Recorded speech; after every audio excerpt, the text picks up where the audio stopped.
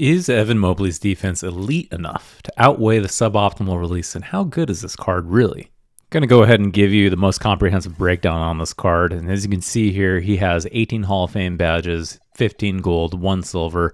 A lot of the defensive badges are going to have Hall of Fame on it, and really that's where his strong suit is. His attributes, as you can see, pretty strong on the 3-ball here, 92. A lot of the post stats are going to be really good. Vertical strength is only around 87. I would actually recommend boosting that with like a takeover card, but overall he's going to be really good. And as you can see here, you can kind of have like some of his animations on display. He's got his release, and it's going to be pretty slow. I'm not going to lie, and that's not really a big secret, right, about the issues with this particular card. But you know, you can green with him, and really in game, it's going to really kind of come down to whether he's going to be wide open. If you're going to be running against lineups that are going to be very fast in transition and running tight or smother on the perimeter defense, you're probably going to struggle. But if you are thinking about this card, it's not really going to be about whether he's going to be draining threes. He can do that, obviously, with the high 3-ball attribute, but the strong suit of the card is going to be defensively, right? But as you can see here, we're actually able to green with him. You're going to probably want to no dip as much as possible. And in terms of like how he moves around, he's not bad for his size. I think he's like 6'10", 6'11", something like that. And yeah, I mean, in terms of the dribbling, he's pretty good. He doesn't have like any kind of crazy bursts or escapes, so you don't really want to count on him for driving in the basket on a super bursts or anything like that with a kind of like a crossover. But you can see his behind the back is pretty solid, you know. In terms of like his animations, I mean, for the behind the back, they gave him the Jimmy Butler, which is a pretty common one. It's not the greatest, but it's not bad either. Crossover combos, Jordan Poole. His escape is the Trae Young. But basic dribble style, which is not optimal, and of course, you know, the release timing's on normal. So for those of you that are new to the channel, we have a website, synthbangers.com, for you to register, and it basically provides a model for NBA 2K26. We can check out how the cards are ranked rather than you having to go through YouTube videos and figuring out which cards are good. It's based off a Metascore ranking model that we use in Python, and it's been iterated on for well over a year. So let's go ahead and go to Winter Festival. You can see Evan Mobley. He's there, right there. Got his stats in there. You can see all the animations are listed and all of his attributes, which we kind of take a look at before, but you can see all the scoring stats inside. Pretty good. Defense is pretty elite. And then you see all of the 18 Hall of Fame badges that exist in there. But yeah, 66.78 Metascore does make him elite. He does actually get a penalty for the release being a bit jank. Otherwise, I think it would be much closer to pushing towards 70. Big question as to whether, like, you know, if he's usable even with this release, and we'll get into the gameplay for that, but you can kind of see in the cluster right here with some attributes around the 3-ball and speed, he's pretty solid. I mean, you're looking at Jabari Smith Jr., probably Joel Embiid, and kind of in that class of players. You can see Kevin Garnett's even in there among the elite power forward centers. If we filter on power forward center, Tim Duncan, Anthony Davis, Mari Stoudemire, Dark Matter is kind of ruling the roost a little bit. You see Ty Debo running that card as well. And really, I mean, this kind of allows you to see, if you enable the badges as well, you can get a little bit of a boost. And so we've updated that as well. We've done a lot of updates to the model. You can see from the change log at the beginning of the site. But, I mean, it just comes down to him being very elite, despite even a little bit of the jank release. So I think this warrants getting into some gameplay. What do you think? All right, so here we go. Versus Triple H here, rocking some Sixers jerseys. You can see this is one of the showdown games I actually played recently. It's actually against a Tier 1 player. Currently, we're in Tier 3. This is a pretty common lineup that you'll see out there. Gugliotta, Anthony Edwards, Cade Cunningham. And he actually does have the Evan Mobley card out there. So that gives you a sense of, you know, how common it is to see that card out there. You'll see he's got about 95 wins. Shabbat, too.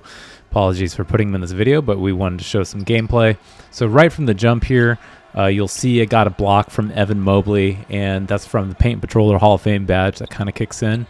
Then right here, you can kind of see he gets a bump right there for a steal. And that's from the just his presence inside. I mean, he's pretty good. Right here, I was just trying to get a screen from Embiid. So right there, you can kind of see my hesitation from shooting the 3, even though I kind of had like a wide open look. I felt like it was just a safer bet to give to Joel, just because I've been running him so much. But yeah, I mean, gave up a 3 right there on a blow by. running Shea at the point these days. Phenomenal card. I'll have to do a video on it someday. But you'll see right here, I'm running Iverbox screen. So Mobley, his screening ability just blocks him from coming in to guard me. That's just an open look right there. And then this is just a little bit of a buzzer beater at the end with Mobley right there. So just from the jump, you can kind of see, like, there's just not a whole lot of offense coming from him, but just having him inside just makes a massive difference.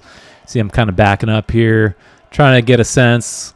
If I can get an open look, I kind of go to Gugliotta here just for a cleaner look and do pick and roll for Embiid, big on big. That's just money right there. And then this is kind of like a real funny thing right here. So he gets like almost an open look, but then you see Mobley's presence inside just kind of stops pick and roll and tries to drive right here. Has trouble against my defense. Foul him. Kind of kicks it out right here. I love this because interceptor, just gold badge, just kicks in right there. You can see his movement's pretty good on the floor. Kind of kicks it out, gives it to Gugliotta. Don't really hit the three there. Again, there's a little bit of hesitation with shooting with Mobley just based on his shooting release. But he closes out pretty quick. You can see, I was very shocked that guy didn't take an open look right there. So defensively just dominating him right here. Embiid gets the rebound, kicks it out, and Mobley's just clean dunk inside. Just no problem. Hanging on the rim a little bit. Kind of a dick move, but it is what it is. So then, you know, he's trying to drive. He just can't get an open look. Embiid's right there again. He quits, and we win. So there you have it, guys. You know, final verdict. Driving the rim is kind of the meta in the online right now, and you can kind of see that Mobley just pretty much shut him down. And if you want kind of like a very gettable elite paint patroller, I mean, I think Evan Mobley is definitely your man. You'll definitely have to surround him with shooting because, I mean, don't get it twisted. The loading in his release is just too slow, even on the no dip. And if you're against somebody that runs tight on ball defense at the perimeter, and it's good at getting back in transition, he definitely is going to be a bit of a problem, but he'll get contested more often than not in those situations. But on catch and shoot, he's fine. So, and I mean, in terms of having the 5 Galaxy Opal cards, I mean, listen, I think I'm going to kind of keep him at the 4 for now. Definitely have some pretty nice bigs in there. I love Jabari Smith Jr. Definitely provides more offensively than Mobley, so I would prioritize getting Jabari over Mobley in that situation, but I would say overall, I recommend getting the card. If you are somebody who already has Marc Gasol for whatever reason of grinding out those season mode completion cards, then I think this card would be less attractive.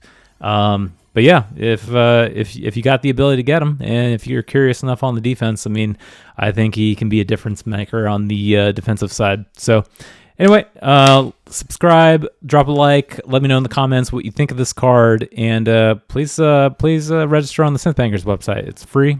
Check me out on Twitch, and yeah, I'll be dropping a lot more content this year. I've got my focus kind of realigned. I found my joy back in playing this game despite all of the shenanigans that a 2K pulls. So I'll see y'all later. Peace.